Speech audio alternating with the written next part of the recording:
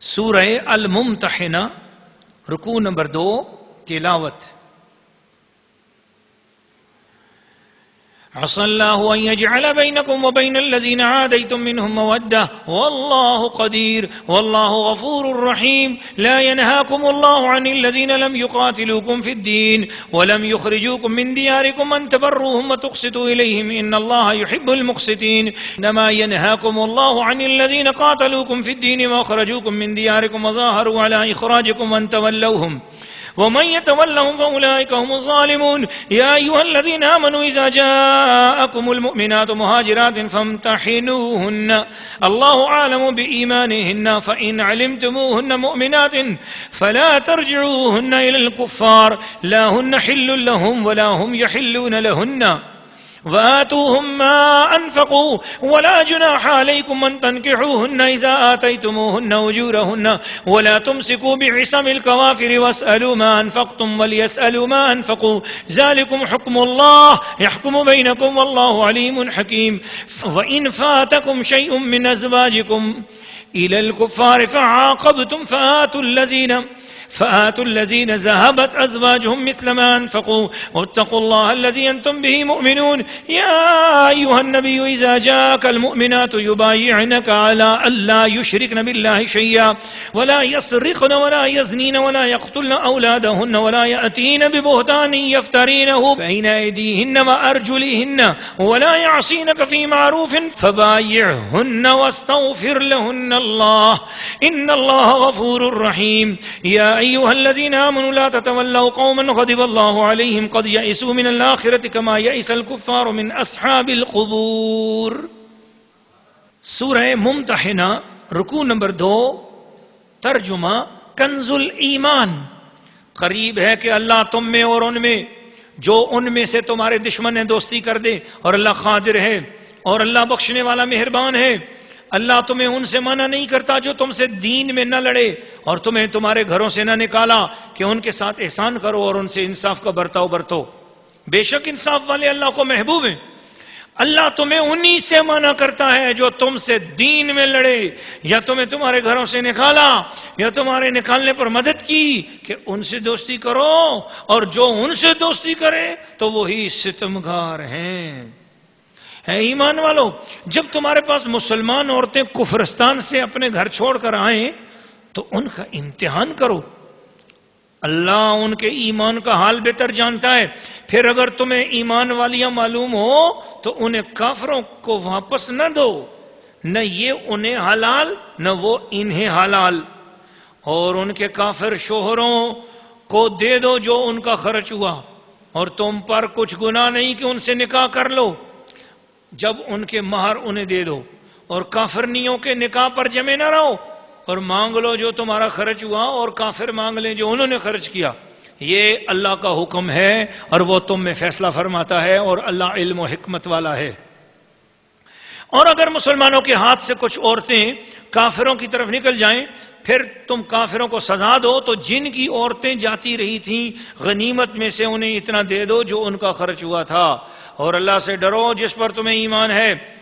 اے نبی، جب تمہارے حضور مسلمان عورتیں حاضر ہوں اس پر بیعت کرنے کو کہ اللہ کا کچھ شریک نہ ٹھہرائیں گی اور نہ چوری کریں گی اور نہ بدکاری کریں گی، نہ چوری کریں گی اور نہ بدکاری اور نہ اپنی اولاد کو قتل کریں گی اور نہ وہ بہتان لائیں گی جسے اپنے ہاتھوں اور پاؤں کے درمیان یعنی موضع ولادت میں اٹھائیں، اور کسی نیک بات میں تمہاری نافرمانی نہ کریں گی تو ان سے بیعت لو اور اللہ سے ان کی مغفرت چاہو، بے شک اللہ بخشنے والا مہربان ہے.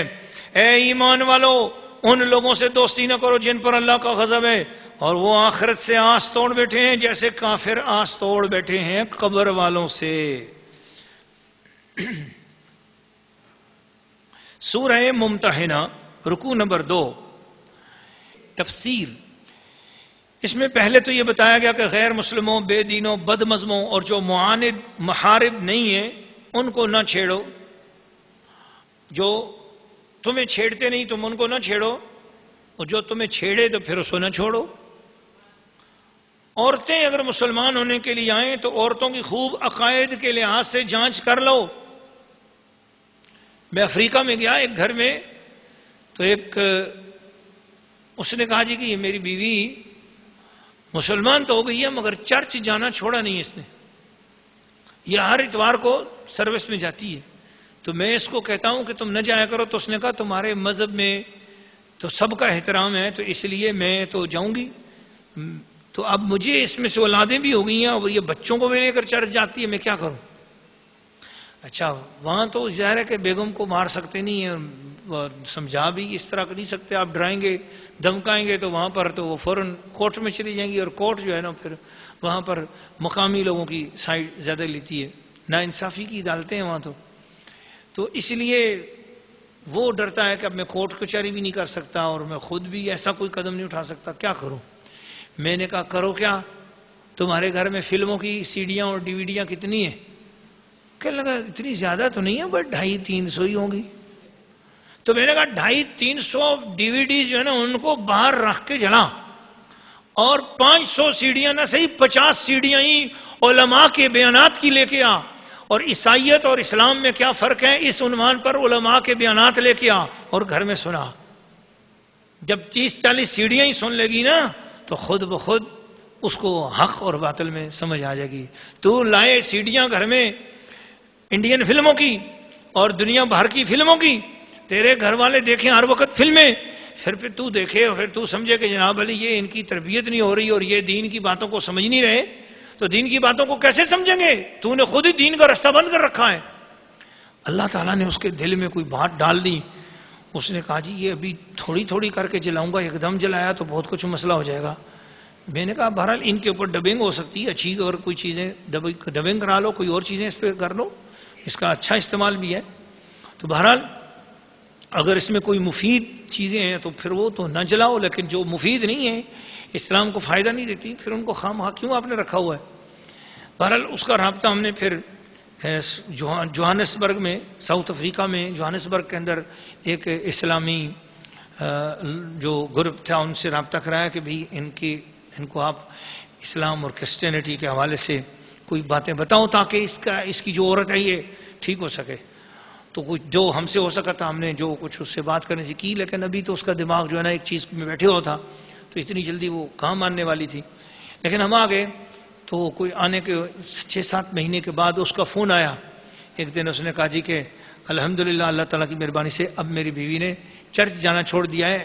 ایک عالم دین کا بیان اسی سی ڈی ہم نے گھر میں لگائی، انہوں نے بتایا، تو اس سے پھر اس نے اب جو ہے نا وہاں چرچ جانا چھوڑ دیا ہے۔ مگر اب وہ کہتی ہے کہ چونکہ عادت چرچ جانے کی پڑی ہوئی ہے تو کوئی مسلمانوں کی ایسی مسجد ہو کہ جہاں پر جمعہ جا کر میں پڑھ سکوں اور جمعے میں جاؤں، تو وہ کوئی قریب ہو تو بتائیں۔ پھر ہم نے ان کو 1-2 قریب سینٹر جو تھے ان کے نام بتائے کہ بھی وہاں چلے جایا کرو اور اس کو لے جایا کرو، اور 1-2 اپنے جو صحیح العقیدہ لوگ ہیں ان کے ایڈریسز بتائیں۔ تو وہاں سب سے بڑی یہ پرابلم ہے۔ سو اس لیے اب دیکھو نا کہ اس نے بس اس سے شادی کر لی، لیکن اس کے بعد کیا مسئلے مسائل کھڑے ہوئے۔ اگر یہ وہ پہلے سے امتحان کر لیا ہوتا تو اتنی پریشانی میں نہ آتا۔ تو اس لیے یہ کہا ہے کہ ایک دم دوسروں پر دل نہ پھینک دیا کرو، اور یہ نہ ہو کہ آپ غیروں کی طرف متوجہ ہو جاؤ۔ اپنی مسلمان عورتیں اتنی ساری ہیں، مسلمانوں میں پہلے شادی کرو، مسلمانوں کے اندر ہی کافی ہے، لیکن ادھر جو ہے نا اتنا زیادہ دل نہ للچاؤ۔ لیکن کبھی مجبوری ہو جائے، اگر وہاں سے کوئی رشتہ ایسا آ رہا ہے، وہ کلمہ پڑھ کے مسلمان ہو رہے ہیں، تو جب تک وہ پکے مسلمان نہیں ہو جاتے اس وقت تک شادی نہ کرو۔ اور اس کے بعد ایک نہایت ہی عظیم الشان واقعہ ہے کہ جب فتح مکہ کا موقع آیا تو رسول پاک صلی اللہ تعالیٰ علیہ وسلم مردوں سے بیعت لے کر فارغ ہوئے، تو آپ کوہ صفا پہ تشریف لے گئے، اور حضرت عمر فاروق نے عرض کیا کہ حضور کچھ عورتیں ہیں جو بیعت ہونا چاہتی ہیں۔ تو حضور صلی اللہ تعالیٰ علیہ وسلم نے فرمایا ٹھیک ہے عورتوں کو بلاؤ، اور جو میں بات کروں گا میری بات کا ترجمہ آگے بتاتے جانا۔ حضرت عمر فاروق نیچے کھڑے ہوئے اور حضور صلی اللہ علیہ وسلم کا کلام مبارک عورتوں کو سناتے جاتے تھے۔ ہند بنت عتبہ ابو سفیان کی بیوی خوفزدہ برقع پہن کر اس طرح حاضر ہو کہ پہچانی نہ جائے۔ سید عالم نے فرمایا میں تم سے اس بات پر بیعت لیتا ہوں کہ تم اللہ تعالیٰ کے ساتھ کسی کو شریک نہ کرو۔ ہند نے سر اٹھا کر کہا کہ آپ ہم سے وہ عہد لیتے ہیں جو ہم نے آپ کو مردوں سے لیتے نہیں دیکھا، اور اس روز مردوں سے صرف اسلام اور جہاد پر بیعت لی گئی تھی۔ پھر حضور صلی اللہ علیہ وسلم نے فرمایا کہ چوری نہ کریں. ہند نے کہا جی کہ ابو سفیان بخیل آدمی ہے، میں اس کے جیب سے پیسے کبھی کبھی چرا لیا کرتی ہوں، تو یا رسول اللہ یہ کوئی مجھے مانا تو نہیں ہے، تو میں نہیں سمجھتی کہ مجھے حلال ہوا یا نہیں. ابو سفیان اس وقت حاضر تھے، انہوں نے کہا تو میری بیگم ہے، تو نے جو پہلے لیا اور جو آئندہ بھی میری جیب سے چوری کرے گی تجھے سب حلال ہے. تو اس پر نبی پاک صلی اللہ علیہ وسلم ہنس پڑے، تو خوش ہو گئے اور ارشاد کیا تو ہند بنت عتبہ ہے؟ اس نے عرض کیا جی ہاں، جو کچھ مجھ سے قصور ہوئے ہیں یا رسول اللہ مجھے معاف کر دیجئے. تو حضور صلی اللہ علیہ وسلم نے فرمایا نہ بدکاری کریں گی. تو ہند نے کیا کہا؟ ہند نے کہا کہ کوئی آزاد عورت بدکاری نہیں کرتی. پھر حضور نے فرمایا اپنی اولاد کو قتل نہ کرنا. تو ہند نے کہا ہم نے تو چھوٹے چھوٹے پالے تھے، جب بڑے ہوئے تم نے انہیں بدر میں لے جا کے قتل کر دیا. تم جانو اور وہ جانو. اس کا لڑکا حنظلہ بن ابی سفیان بدر میں قتل ہوا تھا. ہند کی یہ گفتگو سن کر حضرت عمر رضی اللہ تعالیٰ عنہ کو بہت ہنسی آئی اور وہ بہت ہنسے. پھر حضور نے فرمایا اپنے ہاتھ پاؤں کے درمیان کوئی بہتان نہیں گڑیں گی. ہند نے کہا بخدا بہتان بہت بری چیز ہے. حضور صلی اللہ علیہ وسلم ہم کو نیک باتوں اور برتر خصلتوں کا ہی حکم دیتے ہیں. پھر حضور نے فرمایا کسی نیک بات میں رسول اللہ صلی اللہ علیہ وسلم کی نافرمانی نہیں کریں گی. اس پر ہند نے کہا کہ اس مجلس میں ہم اس لیے حاضر ہی نہیں ہوئے ہیں کہ ہم اپنے دل میں آپ کی نافرمانی کا خیال بھی آنے دیں.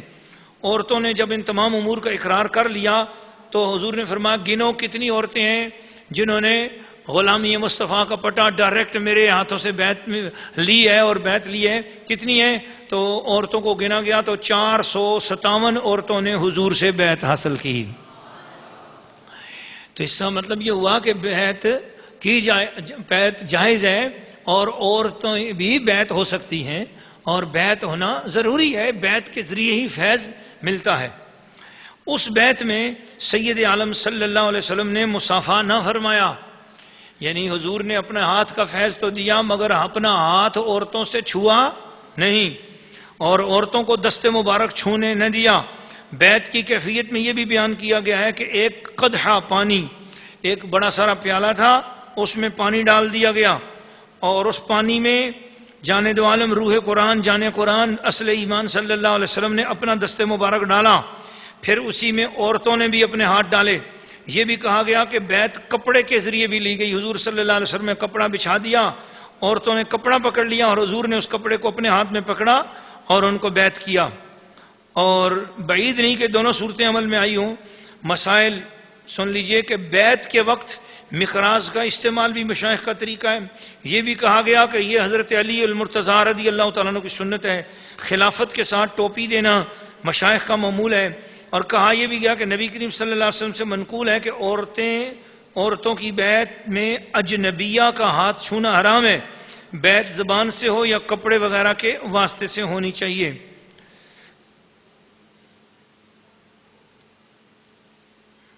جس طرح مردوں کا بیعت ہونا ضروری ہے اسی طرح عورتوں کا بیعت ہونا بھی ضروری ہے. کتنا اہم موقع تھا وہ فتح مکہ کا، اور وہاں ایک کتنا اہم وہ معاملہ تھا، مگر اس کے باوجود حضور صلی اللہ علیہ وسلم نے عورتوں کو وقت دیا. اور آج مردوں نے بڑے بڑے اہم موقعوں پر عورتوں کی دینی تعلیم اور ان کی بیعت اور ان کی روحانی تربیت کا خیال چھوڑ دیا ہے. حالانکہ سنیوں کے ہر علاقے میں ہر مسجد میں عورتوں کا باپردہ اجتماع ہونا چاہیے اور عورتوں کو بھی دین کے لیے دین کو سیکھنے کا موقع دینا چاہیے، کیونکہ آج بد عقیدگی گھروں میں پھیل رہی ہے. ایسے ٹی وی چینل آ چکے ہیں جو گھروں کے اندر بد عقیدگی پھیلا رہے ہیں، بے ادبی اور گستاخی پھیلا رہے ہیں. لہٰذا مسلمانوں کو چاہیے کہ وہ اب اپنی خواتین کا خیال کریں اور اپنے مساجد کے اندر اور اپنے مدارس کے اندر کوئی باپردہ عورتوں کے اہتمام کے ساتھ اجتماع ہونے چاہیے جس سے عورتیں باپردہ طریقے سے فیض حاصل کر سکیں.